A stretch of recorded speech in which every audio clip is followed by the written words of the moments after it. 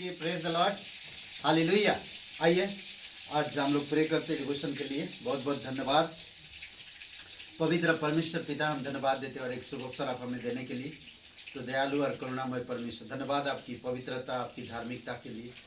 धन्यवाद देते आपके वचनों के लिए और आपकी करुणा और आपकी दया के लिए। पिता, तू सच्चा और जीवित परमेश्वर, धन्यवाद देते हर वक्त हर समय हमें सोच समझ और हमारी ध्यान रखना, ये सारी चीज़ें आपकी वचन के द्वारा, आपकी आत्मा के द्वारा और आपकी अद्भुत कार्यों के द्वारा हमें आश्वासन मिलता है, हमें प्रोत्साहन मिलता है, हमें साहस मिलता है, हमें आगे बढ़ने की प्रेरणा मिलता है। आपकी वचनों में धन्यवाद देते पवित्र वचनों के लिए। तेरी स्तुति महिमा करते यीशु मसीह के नाम से मांगते हैं, आमीन। ओके, आज हम लोग जो बात करेंगे दयालु निमंत्रण। आप हमेशा ध्यान दीजिए, बाइबल में जो भी शब्द है, उत्पत्ति से लेकर प्रकाशित वाक्य तक, हर एक जगह पर आपको आध्यात्मिक मिलेगा और हर एक चीज़ों को हमें आत्मिक में सोचना और देखना चाहिए। आत्मिकता में कई बार अगर परमेश्वर उदाहरण देता फल का, तो हम सचमुच फल के बारे में नहीं सोचना, वो एक फल का उदाहरण दिया ताकि हम आत्मिक चीज़ों को समझ सके। कई बार रोटी का, कई बार पानी का, कई बार जूस का, कई बार अलग अलग ऐसे ज़मीन का, बीज का, पेड़ का, कई सारे जानवरों का उदाहरण दिया। सचमुच हमें वैसा सोचना नहीं चाहिए, बल्कि आत्मिकता में वो चीज़ों को समझने की ज़रूरत है। उदाहरण देता है, अभी किसी को कहता है कि चींटियों को देख। चींटियों को कौन नहीं देखता, हर कोई देखता, पर परमेश्वर स्पेसिफिकली कह रहा चींटियों को देख। हमें सच में चींटियों के बारे में सोचना चाहिए और ध्यान देना चाहिए, क्या करते हैं वो और किस तरह से रहते हैं। आज जो हम बात करेंगे दयालु निमंत्रण के ऊपर,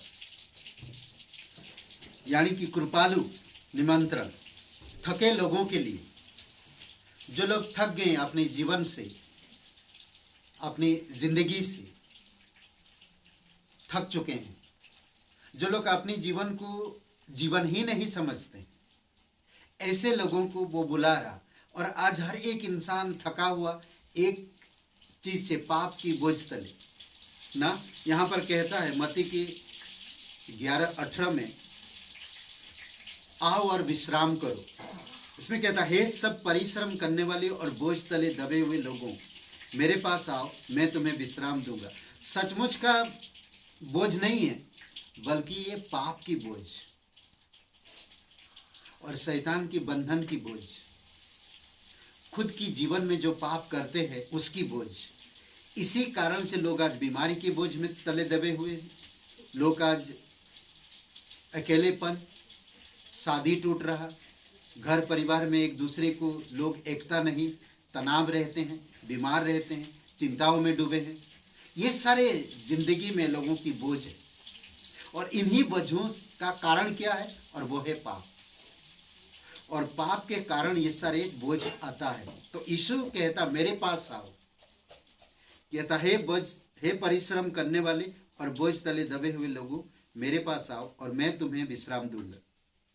आज हम यीशु बुला रहा, वो प्रेम और दयालुता से, कृपालुता से वो हमें बुला रहा, ताकि वो हमारी बोझ को उठा सके, हमारी पापों को माफ कर सके और हमें विश्राम दे सके। आज जो कोई भी इंसान यीशु के पास आता है वो आराम पाता है, चाहे कैसे भी हो। बीमारी, तनावग्रस्त, चिंताग्रस्त, बेचैनी, भूतग्रस्त, या शैतान की बंधन में हो, या पाप में भरा हो, कोई भी इंसान अगर आज यीशु के पास आता है और अपने पापों को मानता कि प्रभु यीशु, मैं जानता हूँ एक पापी इंसान, मुझे क्षमा कर, वो क्षमा करेगा, तुरंत क्षमा करेगा और आपको तुरंत वो चंगाई देगा। कई बार लोग सालों साल बीमारी रहते हैं। आप आइए यीशु के पास। आप बीमार हो, आप परेशान हो, यीशु के पास आइए। यीशु आपको अपनाएगा और आपको आराम देगा। वो कह रहा मेरे पास आओ, मैं तुम्हें विश्राम दूंगा। ये था थके हुए लोगों के लिए। दूसरा है प्यासे लोगों के लिए। प्यासे लोग कैसे होते हैं? आप ये उदाहरण दे रहा, किस चीज की प्यास? आज हम अगर पानी के लिए, जो लोग प्यास जब कभी लगता है तो कैसे लगता है इंसान? आओ और पियो, ऐसा है 55:1 में, ओ हो सब प्यासे लोगों पानी के पास आओ, और जिनके पास रुपया ना हो तुम भी आकर मोल लो और खाओ, और दाख मधु और दूध बिन रुपये और बिना दाम की आकर ले लो। अद्भुत है ना? बिन रुपये के। यहाँ पर दो चीज दिए, दाख मधु यानी कि एक जूस। बोलते ना कि जब कभी भी आपको बहुत प्यास लगी और एक दिन से आप सुबह से कुछ शाम तक खाया नहीं, तो कहीं भी किसी के घर में जाएंगे ना, तो आपको पहले सादा पानी नहीं देंगे, या तो उस पानी में चीनी मिलाया जाता है, या तो आपको कुछ खाद्य पदार्थ थोड़ा देंगे, फिर आपको पानी देंगे। सादा पानी नहीं दिया जाता। फिर पीने के लिए कह रहा दूध। दूध उन बच्चों के लिए पौष्टिक आहार होता है जो उनकी सोच विचार को बढ़ाता। और ये चीजें क्या है? परमेश्वर का वचन। परमेश्वर का वचन।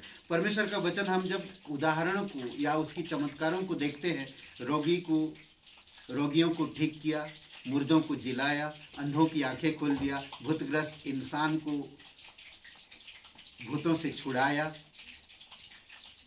तो ये दाख मधु की तरह है, जूस की तरह है।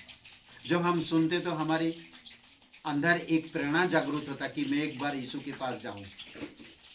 और दूध का मतलब है जो नए नए बच्चे जन्म होते, जब हम यीशु के पास आते हैं और हम यीशु पर विश्वास करते हैं और हमें परमेश्वर की ब्लेसिंग आता है, उद्धार आता है, तो वो दूध की तरह हमारे अंदर काम करता है। परमेश्वर का वचन ये बिना रुपयों के, बिना पैसे के, इसमें आपको कीमत देने की जरूरत नहीं, आपको कुछ देने की जरूरत नहीं। सिंपल, हमें प्रभु के पास आना चाहिए, यीशु के पास आना चाहिए। आज आप प्यासे हो, आज आप बीमार हो, आज आप परेशानी में हो, आइए। कई बार बीमारी लोगों को देखेंगे हॉस्पिटल में एडमिट किया जाता है और उनको सिंपल साधारण भोजन दिया जाता है और दूध दिया जाता है, और डॉक्टर आपको हमेशा सलाह देता है कि आप दूध पिए। आप अगर कोई चीज़ में बीमारी हो, या आपकी पेट ठीक नहीं, या आपकी शरीर कमज़ोर है, तो आपको दूध की सलाह देते पीने के लिए। तो परमेश्वर कह रहा प्यासे लोगों मेरे पास आओ, प्यासे लोगों आओ और पियो। आखिरी बात हम देखते हैं, भूखे लोगों को बुलाता है। कृपालु निमंत्रण भूखे लोगों के लिए, कृपालु निमंत्रण थके लोगों के लिए, कृपालु निमंत्रण प्यासे लोगों के लिए, भूखे लोगों को। लूका का 14:17 में, आओ और खाओ। जब भोजन तैयार हो गया तो उसने अपने दास के हाथ आमंत्रित लोगों को कहला भेजा, आओ अब भोजन तैयार है। हमें यीशु के पास आना चाहिए और यीशु से हमें चंगाई प्राप्त करना चाहिए। रोटी क्या है? परमेश्वर का वचन। यीशु मसीह जीवन का रोटी है। और जब हम परमेश्वर के वचन सुनते हैं, हम रोटी खाते हैं। जब हम पढ़ते हैं, हम रोटी खाते हैं। अद्भुत है ना ये सारी बातें। इसलिए परमेश्वर की कृपालु निमंत्रण थके लोगों के लिए, परमेश्वर की कृपालु निमंत्रण प्यासे लोगों के लिए, परमेश्वर की कृपालु निमंत्रण भूखे लोगों के लिए। आमीन। आइए प्रार्थना करते हैं। दयालु और करुणामय परमेश्वर, धन्यवाद देते, हम भूखे हैं पिता परमेश्वर आपकी वचन के लिए।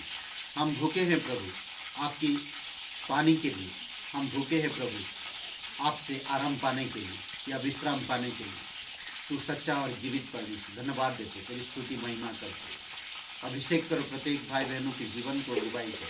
समझने की शक्ति दो, उनकी आंखें खोलो पिता, उनके हृदय खोलो प्रभु यीशु, तेरे मार्ग में चल सके, तेरे राज्य में मजबूती के साथ बढ़ सके। धन्यवाद देते, घर परिवार में शांति प्रेम आनंद दीजिए। धन्यवाद यीशु नासरी के नाम से मांगते हैं, आमीन आमीन। हे ब्रदर एंड सिस्टर, सबको जय मसीह की, प्रेज द लॉर्ड। शुभ रहे दिन आपका, आमीन।